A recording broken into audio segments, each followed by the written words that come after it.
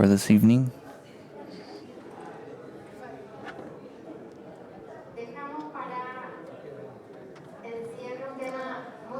We left a very important issue for closure.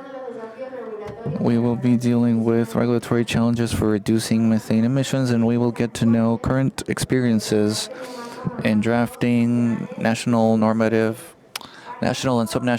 normative frameworks. For this, we will now invite as moderator Juan Pablo Letelier from the Andean Parliament. And we will now invite up to the stage Juan Pablo Escudero from the M Institute from the University of California, Los Angeles, Paula St. Holly from the Clean Earth Task Force, Natalie StClair from the International Energy Agency, James Garvey from Climate and Clean Air Coalition, and Martin Marqueda, National Deputy from the Argentine Parliament. Sorry, we have no audio in the interpreter's booth, which has called us. I would like to start by giving a statement. Those who speak English have this concept called tipping point. In Spanish, it would be the point of no return. This has to deal with urgency. So the question to be asked if one believes this is urgent, and it seems we do have an urgency. And for one to tackle this debate on climate change, sources of methane emissions, urgently, we need then to tackle regulatory matters. Common regulation, standardized, harmonized, as we have heard today. But for that, what probably makes the most sense, it is good to generate spaces for exchange, and that is the goal for today. I just want to say that the Andean Parliament, we are promoting precisely for regulatory frameworks on an actor that is little discussed, and these are national assemblies and parliaments, which supposedly should be nurturing from this debate in order to set a regulatory framework that is permanent, fundable, controllable, which is what often does not happen. I would like to thank the panelists that I have with me today. I would like to offer you the floor so you can tell us about your experience, practices, since we have agency representatives who have been representing regulation mechanisms, academic institutions that have been promoting regulatory action. There have been NGOs with an extraordinary journey that have been pushing for this for long before many even heard about this. This has been discussed already, and there has been a legislator suffering the battle in the flesh to achieve the gathering of these people for discussion. So I would like to offer you the floor so you can tell us about your experiences in offering the promotion of regulatory frameworks. What have been the difficulties at the different levels? I'd like to begin with the representative from the International Energy Agency, which is the institution that has been pushing what should be the basic consensus that we should all share. Thank you, Olade, for the invitation. My name is Natalie StClair, and I apologize, but I need to switch to English because otherwise it would take a lot of time for me to say something. Agency, we take a three-pronged approach to support for countries who are looking to develop methane regulations. First, we offer a variety of resources publicly. You heard from my colleague Tomas this morning, who presented the Global Methane Tracker, which is the most comprehensive assessment of methane emissions estimates abatement opportunities, and policy tracking at the global, country, and regional levels. In addition to the Global Methane Tracker, we also have 2 regulatory roadmaps and toolkits, and these are 10-step guides for policymakers who are interested in developing methane regulations, starting from really the very beginning of understanding their political and legal context, developing an emissions profile, to the design of the regulation, and we have a toolkit that is full of best practice examples from around the world, and categorization of different approaches that have been used by different types of agencies, different regulatory bodies, in order to tackle methane emissions. In addition to these resources, we also support regional, multilateral engagement. So in events like this one, we're very happy to support the dialogues between policymakers from different regions within a region, but then also from different regions who are all working on the same issues. So tomorrow we'll be hosting in the afternoon the regional roundtable on turning methane pledges into action, where we'll have a panel with speakers from Colombia, Ecuador, Mexico, and also the European Union to share their experiences in the different stages of regulation. And I'll also add here that, as the IEA seeks a lot of opportunities to leverage our extensive network of policymakers that are members. So for instance, the European Union has often participated in these events to speak to the implementation of their import standards for the EU methane regulation that we've heard about already today. And then finally, the third type of support that we offer is targeted bilateral support for countries that are seeking to develop regulations. And so this is really coming alongside a regulatory agency, whether that be from a Ministry of Energy or Environment, and working together to go through the steps of developing a regulation all the way through. So, and we do that work with a lot of the people who are here in this room. We have a large ecosystem of international partners who each bring a unique contribution to the table. We're very happy to be part of that group. Muchas gracias. Ofrezco la palabra. Thank you. I would like to give the go-ahead to the representative doctor of 2 institutions that includes the civil society, and we know that we're going to be able to receive a lot of information in this behalf. Thank you. It's a pleasure to be part of this panel, and I do apologize for also speaking in English. I'm a replacement for Carlos de Regules, so unfortunately you have me to this evening, but I hope I can certainly contribute to the discussion. I represent the Climate and Clean Air Coalition, which is part of the United Nations Environment Programme. Other colleagues have already presented today through the International Methane Emission Observatory. And the CCAC is the secretariat for the Global Methane Pledge. So we are a convener of global actors who are looking to address methane emissions across principally the fossil fuel sector, the waste sector, and also agriculture, and including various other elements. I represent the fossil fuel group within the CCAC. We have 2 strands of principal areas of focus, which includes the fossil fuel regulatory program, which we run in conjunction with CATF, and I'm delighted that Pablo's here as well today. And what that does is it's a country program, it's a country-led program to find what's right for that particular country to reduce methane emissions focused on fossil fuels. So it's not a blueprint that is given to you. It is saying, where are you now as a country? What is your need that you feel that you need to look at? Where is your legislative base? And what kind of regulations are you looking to implement to support other activities, to support the mitigations that you would like to see? And how do you get within that the measurement, monitoring, verification and reporting processes that you've already heard about today?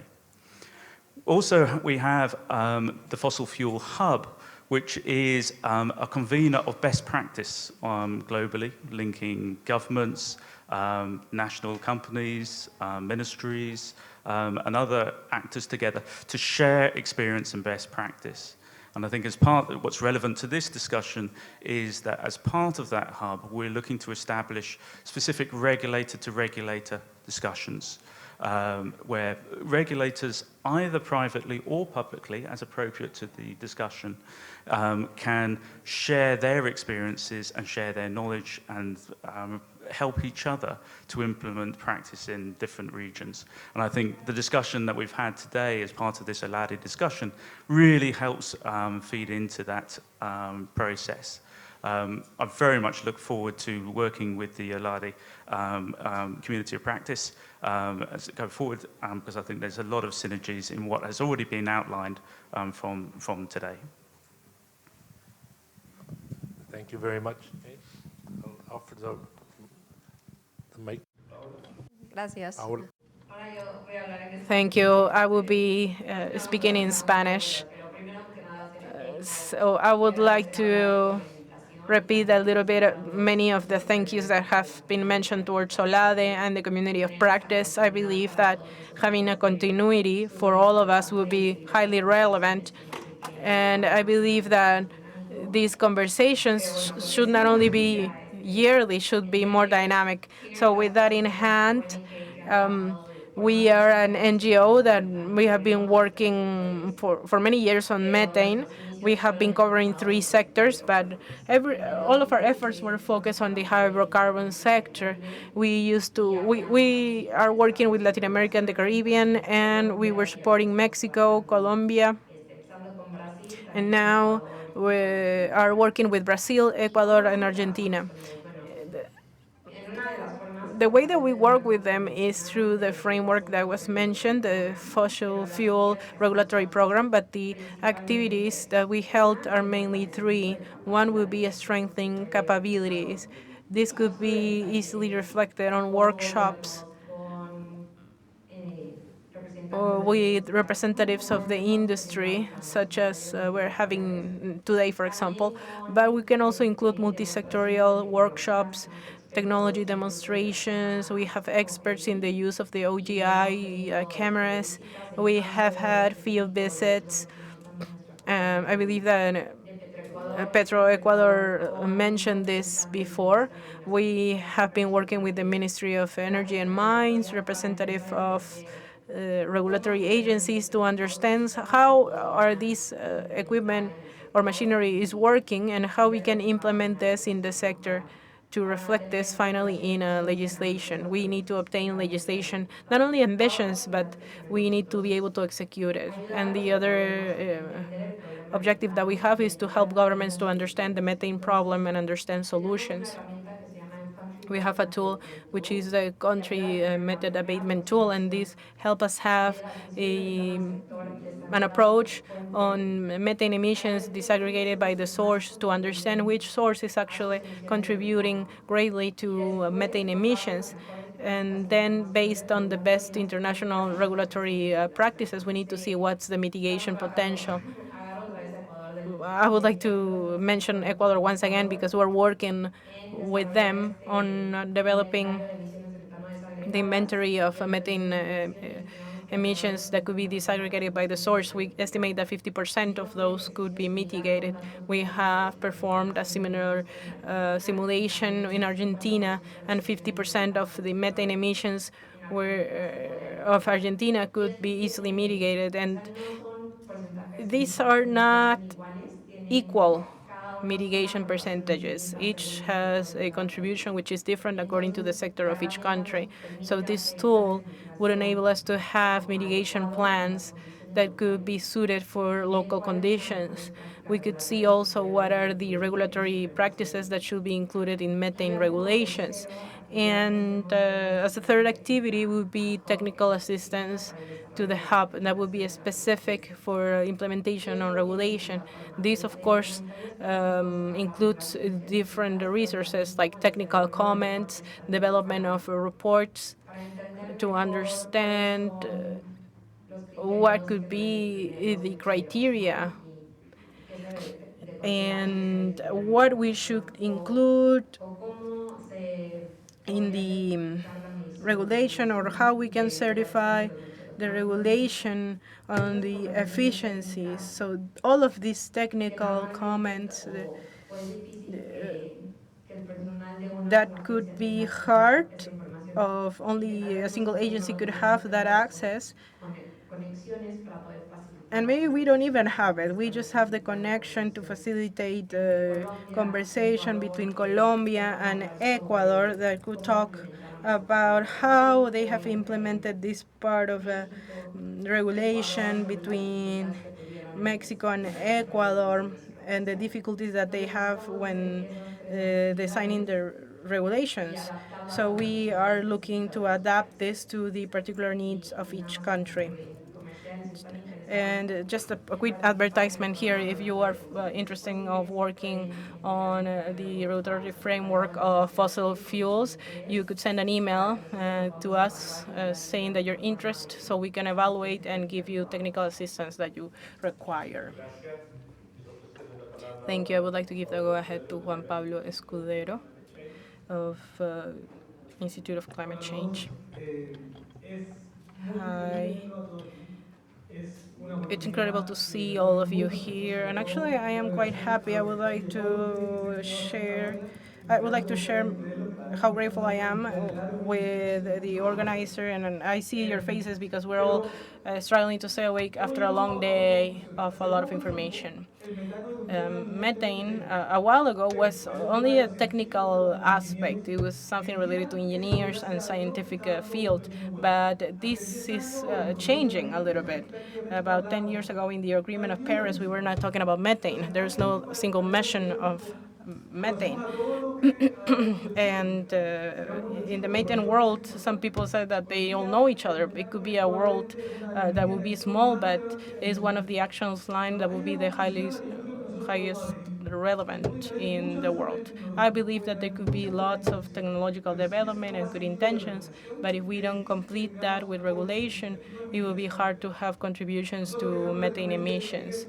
We are in Latin America and the Caribbean. We are working from a legal factor, but in the U.S. it's different because there's a court and a different state of law. But if there's, in Latin America, if there's not legislation behind, it is hard that we would strongly commitment to reduce these emissions. In the UCLA, as you can see, since I'm speaking like this, I am from Chile, I'm not from California. But we are working on incorporating technology internationally, devoted as well for developing countries. And nowadays, the new technology enables to detect methane emissions in a way that we were not thinking about before. Nowadays, these tools are being used to include inventory, embody the sources, qualify what the companies are providing. We know that maybe if this is not the solution today, it is important that legislations in Latin America enable us to open the doors to have greater technological development and improve our legislations. And the question that inspires me would be if maybe the future could enable us to have better methane regulations or regulate methane in a way that we were not considered previously. we have tried to explain how are these technologies working in a message that could be understood by all of us. I'm not a scientific, I am a lawyer. Many things of the scientific field were hard for me to understand, but nowadays we can all understand it. I don't want to bore you more, but I would expect you to come closer to us because in the UCLA we are happy to support all of the countries that would like to receive our support from people coming that are more intelligent than myself. Thank you. I would like to give the go-ahead to Martin. He has been a leader in of the process that took place in a country with a debate in the Congress related to methane and the hydrocarbon industry. And as Juan Pablo said, you could have intentions, technology, you could have technical assistance, but if there's no legal framework that would demand others to comply with methane emissions limitations, or if there's no government coordination or articulation, we are not going to make much progress in the time that we're expecting to. Martin? Yes, thank you, Juan, and thank you for inviting me here. You're giving me some reasons to discuss why is this useful to have a legislation framework. And I could mention four. There were many actually that people have discussed, but I think that I should repeat this. We have international agreements.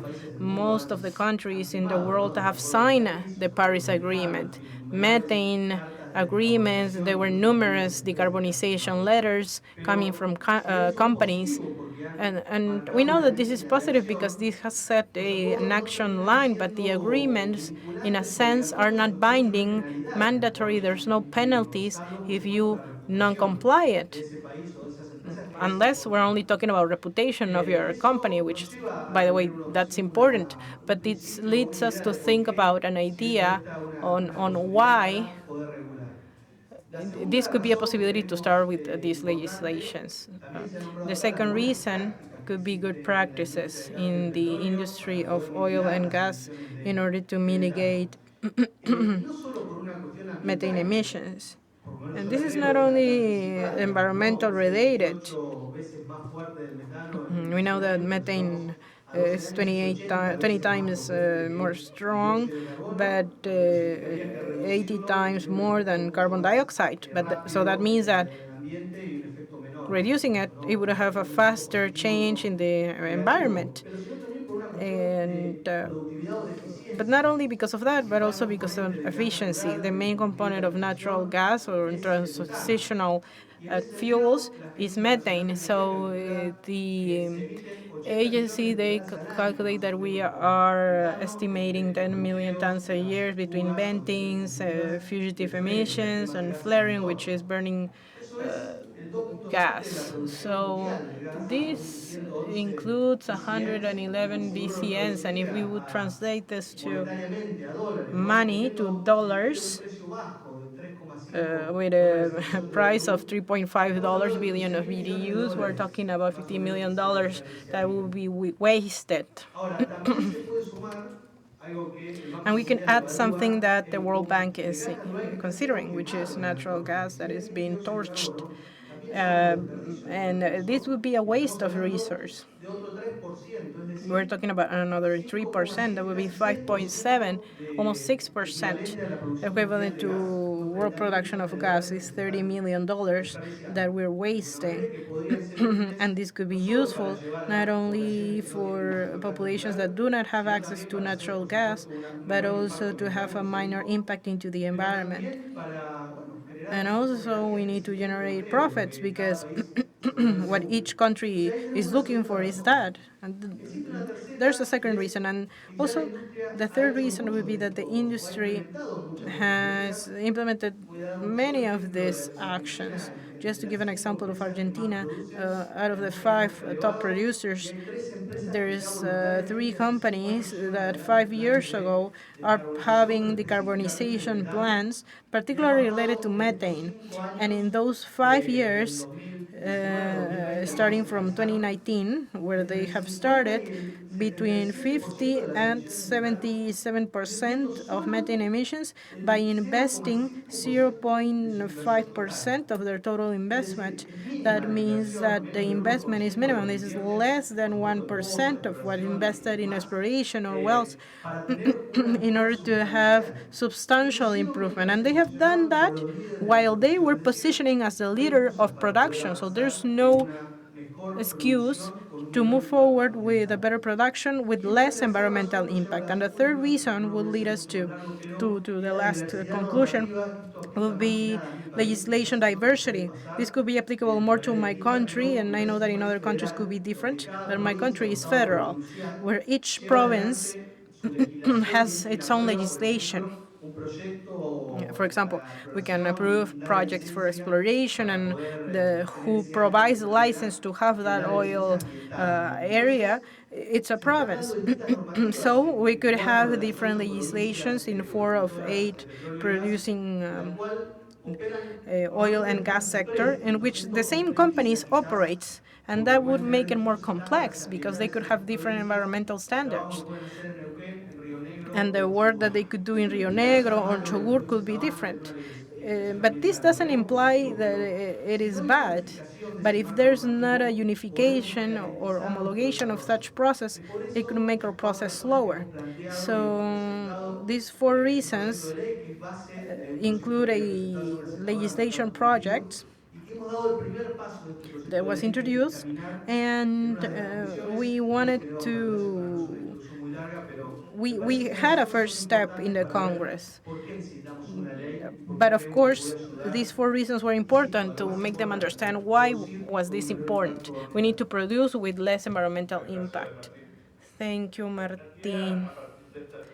To discuss these reflections, there's some, or remarks, sorry, there's some institutions that would like to collaborate. They have a program, they have orientation, there's experiences, and I would like to ask, what do you believe that we're either moving fast or slow? What do you believe could be the gaps to move forward in order to have regulatory frameworks that could be related to how urgent this is with the cost? Because nobody's talking about health cost, which could be all of these methane emissions are creating respiratory systems. Half of the respiratory diseases are associated to these greenhouse gas. So what do you believe that we have this gap? Talking about a common ground. So I think I'll start by re-highlighting what a lot of people have underlined here today, which is that if you look at just the past 5 years, the way that methane has become an important issue at the global level is really remarkable. And we've seen, over 150 countries have signed the Global Methane Pledge. We see a lot of commitment initiatives from industry, from countries. But what we at the IEA feel is missing, or see as the next step, is the implementation of these high-level pledges into practical regulation. So to give an example, we estimate that if every country that signed the Global Methane Pledge were to implement the reductions, their commitments of the pledge into their policy, into their NDCs, this would eliminate an additional 1.2 gigatons of CO2 equivalent by 2030, which is the same as eliminating all of the emissions from aviation and shipping industry. So on the regional level, we see that, most of the major producers have signed the GMP.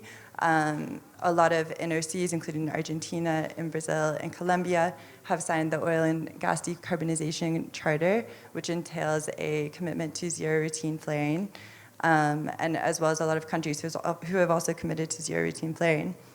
But we continue to see these emissions going up. And I want to go back to a statistic that my colleague Tomas highlighted in his presentation, which is that 61% of the regional emissions in Latin America could be reduced through tried and tested measures. So what we've heard, and we just heard a wonderful panel about transparency in climate initiatives, and the work that's being done to improve the MRV systems and the measurement initiatives that are going on. However, it's important to remember that there's a lot of work that can be done with prescriptive measures. So things like just enacting and implementing strict restrictions on flaring, on venting, enacting leak detection and repair programs, technology standards for devices that we know that we already have, that we don't need technological breakthroughs for, that can drastically reduce emissions. This can already tackle up to around 2/3 of emissions that we see today.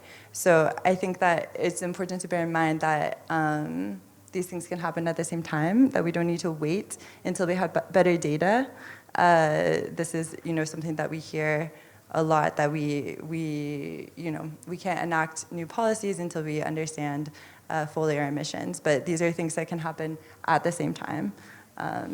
Building out your emissions inventory and also enacting prescriptive measures that are proven to reduce emissions. Thank you very much. James, why do you think we're moving so slow? Or are we not moving so slow? Or is it that we don't have enough people listening yet? I think we've got a number of challenges that have arisen, but what we do see is that people do understand there is a need for action. The pledges are there. The problem is just exactly as has been said, we're not translating that into actions on the ground at the moment. And there's a number of reasons why that may not be the case. But the imperative for action, as has been highlighted, is there. The need for the action and the opportunity is now. We're experiencing climate change. We need to respond. And as has already been highlighted, this is one of the quickest, cheapest, fastest ways, most cost-effective ways that we can act. 1/3 of what we're experiencing on climate change or global warming is driven by methane. Roughly 1/3 of that is coming from fossil fuels. So we need to put in place measures that can look forward and start to move measures quickly. And before we look at gaps, I wanted to say perhaps, well, what does good look like? Where do we start from? Well, good really looks like having the political commitment and leadership. That has to be central. That has to have consensus across all the parties and the stakeholders to be effective. Sometimes one part wants to do a really good job, but sometimes others are not quite aligned, and that slows down the process. You need to have an appropriate framework that enables action. It's supportive. It's no point in putting just a regulation for regulation's sake. It needs to be targeted to improve and make it easier to implement some actions. That needs consultation. It needs the necessary resources and capacity. And sometimes that has also been lacking. So if you're looking at that is in institutions, it's in ministries, but it's also in service companies, supply chains that can then provide equipment, experience to scale up action quickly. And there's also elements of follow-up. That might be incentivization or it might be enforcement. You're trying to incentivize action, but there also has to be an element or penalty for those that aren't acting in accordance with their previous commitments. So if I can come on to kind of like what good then translates to in terms of what we need to see, perhaps, is the need for clear targets. We have targets for CO2, but we don't necessarily have a focus on methane quite yet. So having methane-specific targets in our country plans is vital. And that is starting to happen, certainly when the NDC3 process is coming through. So we have to know where we want to get to. There has to be a clear mandate for ministries. Exactly as you highlighted, methane is not just about climate change. It's a safety issue for people on working in facilities. It's an air quality issue that can then impact health, as you've highlighted, and also agricultural productivity, because it leads to, methane can lead to other pollutants that then impact health and air quality. And also the mitigations for methane often also reduce other pollutants, such as black carbon, which can affect respiratory responses. So what we need, given that diversity of action, is a clear mandate across the ministries that are involved. Who does what? Who is responsible for what? And sometimes that gets sometimes a little bit confused. There needs to be sufficient institutional and supply chain capacity, so the resources. Sometimes people are doing methane work as a second part of their action. They're not dedicated to methane action. So making sure that we've got people who are looking at this day in, day out, trying to drive change will help speed things up. And making sure that we've got that understanding and those penalties that are material, that make a difference for action, because sometimes not following the commitments and not following the rules is almost, not necessarily permitted, but it isn't penalized to make it material to actually follow up on the action. And making sure that we're also looking at methane management in the broadest context as well. This is part of the energy transition. Making sure that that is understood and involving, someone said, a just transition, making sure that it's fair, not just to the country, but also to the communities within that country. Thank you, James. Paula, ¿tú compartes que los desafíos? Now, part of this is that the challenges is to set targets, because when one looks at LDC and even the climate change legislation for Latin America and the Caribbean, there are no methane targets as a general rule. Only now are we seeing some cases, but in general there are no targets. I believe it is difficult to, I would ask perhaps, what is the vision that we have on a target, whether the target can be an action. I believe that is important and it can be included already, and it can be a first step to include on the NDC. And those can be targets based on better practices and standards, as Natalie mentioned, that my NDC target will be to include a program for detection and repairing leaks, or it will be to include a prohibition on venting and regular combustion. And that's important, like creating these robust systems where climate action and the NDC climate targets are linked to programs on energy with targets and specific regulations for methane to begin making these robust systems where, based on that, we can get to control and to decrease resources, or to get the resources to implement actions. Often, if an action is not in an NDC or an action is not in a regulation, then funding is not designated or allotted. So there's no means to implement it either. So getting back to the question, there should be targets. Perhaps the first targets are not a percentage, but specific actions. And as there is progress in understanding the methane problem in every country and understanding what are its emissions or specific data, calculating these forecasts for mitigation based on best international practices, it allows to establish sectorial targets for mitigating methane in the NDC, and then to group them and to make a target at the country level for reducing methane. So I believe there is a path that must be followed to get there so that these can be targets that are attainable by countries. But having a target is something that everybody will have to aspire to, because it is a way to link to it and for us to say we have progressed this much and we have this commitment. Thank you, because decarbonization processes talk of percentages, decarbonizing so much percent yearly, but it seems here action is necessary. Is there a technological basis, Juan Pablo, to advance? Is there understanding of the alternative? Because in other places, In Latin America, there is experience, which has been very efficient. I don't know what you can tell us, and even on the challenges to include those other practices, those good practices in Latin America. How difficult is participating in the panel where all questions are interesting, and I would like to answer them all, but just a brief note regarding your provocative question on we are advancing so slow or so fast.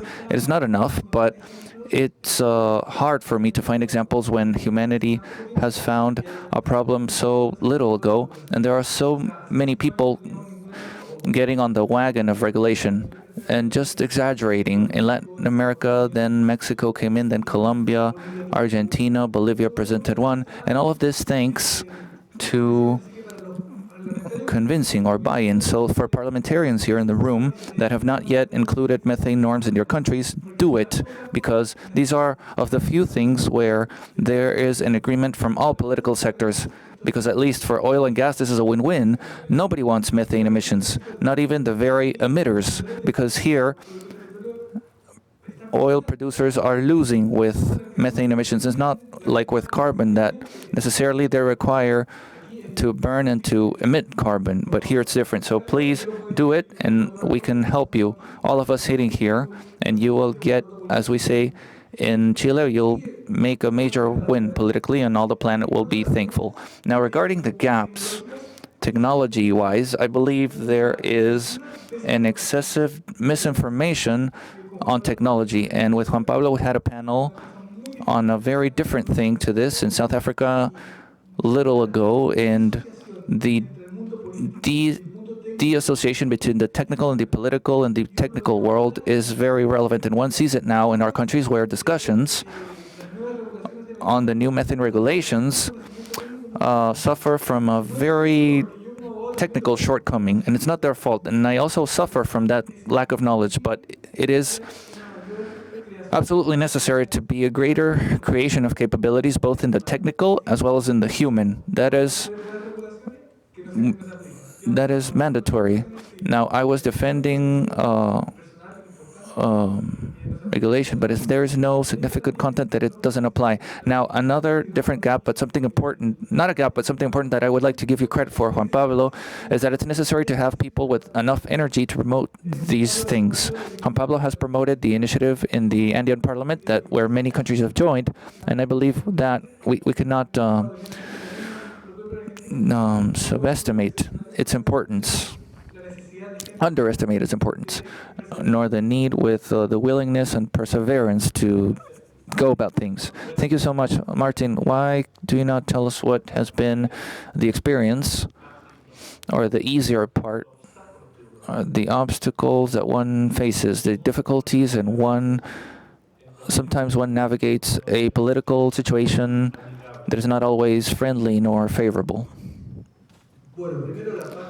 Well, first, the more interesting part and what made our job easier is that there was already an effort ongoing under a project to decrease methane emissions, by which we already have a major effort undertaken, and we readapted it. We made some changes to it. And what's good is also that we found, both in the industry, for the reasons I was telling a while ago, and also for many of the provinces that have the desire to advance on this, because less methane emitted is also more resources for that province by the royalties they get from the natural gas that is exploited. So we find in the background something positive, or fertile ground, as we say in my province, La Pampa, which is a farming area for sowing. So that was a good opportunity. But we also had, talking of opportunity, a difficult year in Argentina to advance with this regulation. We began in the middle of last year. Argentina was coming from a very significant crisis, and the current government leading many reforms via parliament in order to get out from that situation. And that led for Parliament to take the lead with the urgency to decrease inflation with some regulatory changes and so on. And perhaps we weren't able to get busy with what's important legislation like this that goes to the mid or the long term. So that was a difficulty, if you will. Even so, all last year we were debating this normative framework, inviting institutions that were interested, corporate chambers. The Argentine Institution of Oil and Gas helped us much with the know-how on what are those good practices based on international experience, but which also were applicable to my country. As I was also telling different officials and ministers in the provinces. So throughout last year, it allowed us to propose modifications and to create a bill under consensus, and this is key. It probably happens in other countries, but I can talk about my country, where there's a dispersion and a very political partisanship in order to issue legislation without the political discussion or based on which party is presenting it. So this had support from legislators from all blocks, from the opposition, from the official position, and more central positions. So by the end of last year, we were able to achieve the first step to issue the bill. Now, we resumed this year. Congress has different commissions. This is under the Environment Commission. It took the first step and passed this draft bill by vote from all deputies, save for an exemption that I'm naming because it seems interesting to me, where legislation is discussed much, whether this section or the other, but the only difference that we ended up having with other deputies or MPs is what is the scope of application for the law. Though it's somewhat minor because there are no further things being discussed on whether it falls on the Minister of the Environment or the Ministry of Energy. So we were still in time to save it. So we took that first step in the Commission of Environment, and we have the remainder of the year to advance in the Commission of Energy and the Budget Commission. And to close, if you will, another difficulty that I do see in the draft bill is that perhaps we were too ambitious with this regulation. Argentina is moving toward deregulation in many sectors, and in this case, we were proposing a process whereby we ask companies to begin reporting, to have a certain program for detection and repairing leaks. We advised them on some measures to lead with, but with certain freedom. We established a pilot plan for 3 years in order to adapt whether this is feasible for a sector that is leading Argentina. It is providing much development. So this is a cap and trade with its own complexity to be taken forward. That perhaps was an extra step, as we call it, and with the reality we have in Argentina, perhaps we shouldn't have not been as ambitious with such complex regulation, but we are still on time. That if that is a not, we are able to still propose it, and we're in an exchange with the executive, which would definitely lead with this legislation in accordance with the provinces to see whether that can unblock treatment and to continue advancing. What's important is that we already have at least a certain jurisprudence on the matter, and so whenever debate continues, there is a good precedent to lead forward with the law or with the bill. Thank you. To begin closing, I would like to ask each of you in the order that you desire. It seems every time we require something that is more simple, we have talked about harmonizing legislation. It's not about thinking regulatory framework per country. And this about what authority must oversee may cause huge conflicts in governments in the same party because it has the authority, and there's a whole issue there because it falls on agency representatives in the country. Perhaps they can help us to reflect upon this point later. I would like to ask you, how do you believe that progress should happen?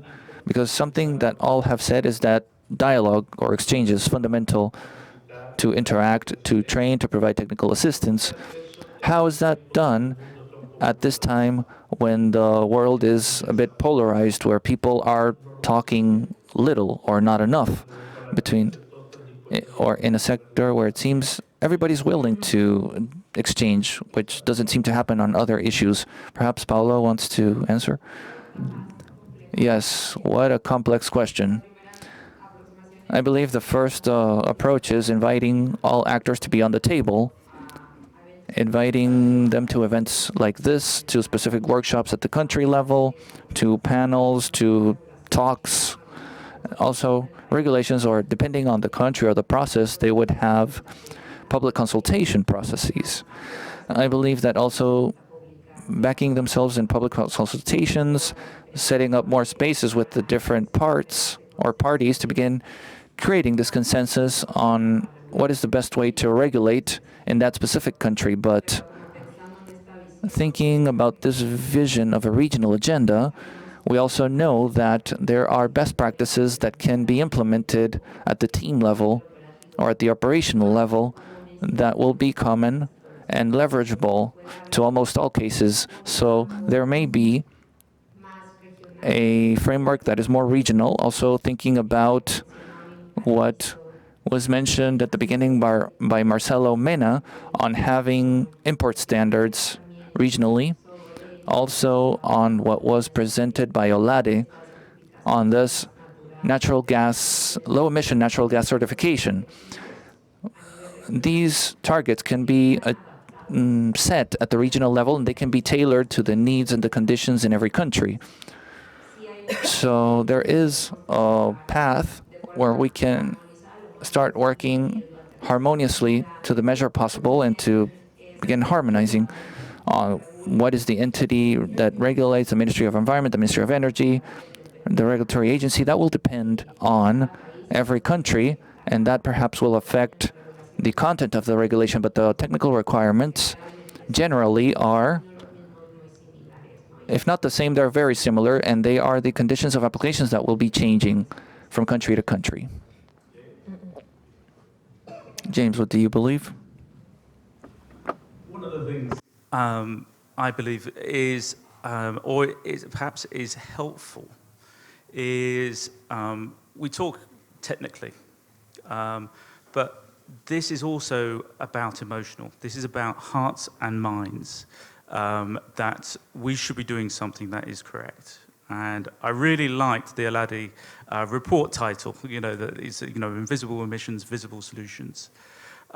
Because I don't know if people have seen optical gas imaging camera pictures. When you actually see methane, it doesn't matter necessarily what the quantity is. You know you need to do something about it. You know it is a danger. It is a danger for the environment, if you like. It's a danger for health and safety, for the workforce, for the asset, in terms of asset integrity. And so when you visualize it, you get an emotional response. No field manager in an oil and gas operation wants to see a leak. They don't allow leaks. If they see it, they instantly realize their workforce, their colleagues, their friends are in danger. They want to do something. So if you take that through to a national level, to a parliamentary level, how do we create that image? How do we create that vision? And that creates the need for action that then allows to look for what is the driver for change? What is the framework that we need? What is the, where can we take this in terms of the regional context that is common to us all? Exactly, like can we potentially look at import standards and beyond? In other words, how do we provide legitimacy through a regulatory process or a parliamentary process for that action? And provide that legitimacy actually needs us to visualize it. We can't, it's difficult to talk to all the stakeholders in numeric terms, in technical terms. But if you visualize it, you can act upon it.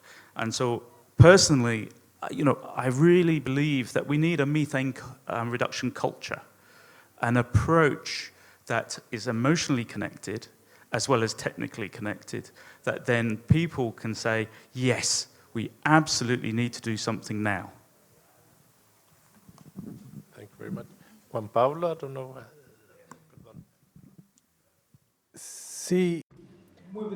Yes, very briefly, but there was something that I liked much, and it requires normative that is more simple. It's better to have something simpler. It's better to begin the conversation because you said something very important as well. How important is communication? How many people outside of this room knows in our country that we have this methane problem and how important is it?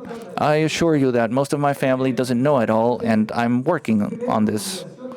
So having effective communication is very important. It is very necessary for politicians to get behind. So the more progress is when politicians or decision makers are being pressured by something that is popular. So here we have the opportunity that is very unique in the environmental world, that we have the possibility to do everything that will be of benefit to all and doesn't divide us politically. In Latin America, that is something that is basically impossible to find. And also it will be necessary from the economic perspective because regulations already in Europe and other countries are demanding certain behaviors on methane emissions. So even the more conservative, even those that want only economic boom, this will be necessary for them. So we have a unique opportunity here that does not divide us and benefits us all. Natalie and the agency, how can it help in these next steps to begin a different dialogue?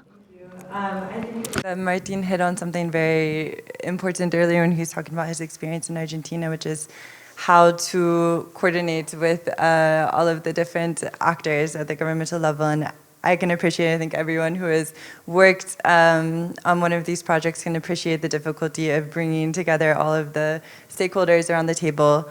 But I guess I can just say that it's worth it and it's necessary. You know, in our experience, we're usually working with one agency as kind of our main counterpoint who's bringing forward a regulation. And it can be very, very difficult to get the people that you need to, you know, if you're in the Ministry of Ecology and you need to work with the Ministry of Energy or with other agencies, it can be very difficult to coordinate across the table. But then when you get to the stage of implementation, then whether you like it or not, you're going to have to work with these people. And if they weren't brought in from the very beginning, then, you know, the regulation is there's going to be a lot of challenges at the stage of implementation. And I think this is something we're thinking about more and more as we're seeing, you know, some of these very good regulations being designed, being developed, being implemented, and now we're in this implementation stage and seeing how things are going. So this is something, just echoing what Pablo said, that is very important to have everyone around the table. And for this, I think also to echo what others have said, that the political backing at a high level is really, really crucial. I mean, we've heard today, you know, this is it can be a very technical issue, but we've also heard today that this has implications for everyone. So if we can elevate this to be a more public discussion and talk about these messages that we're hearing of the differences that it can make in terms of emissions, in terms of climate change that affects all of us, then I think that will move us towards working together. Muchas gracias.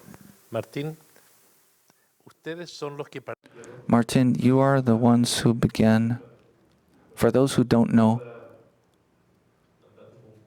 there was a Senate who fulfilled her mandate in Argentina, who began a process with other colleagues for having a dialogue among all, with industry, with government authorities, provincial authorities. She did something that is not always done in legislative processes. It was very inclusive. And it has become an example for projects that have been presented now for debate. To this day in Ecuador, in Bolivia, in Chile, it's being assessed to be presented in other places.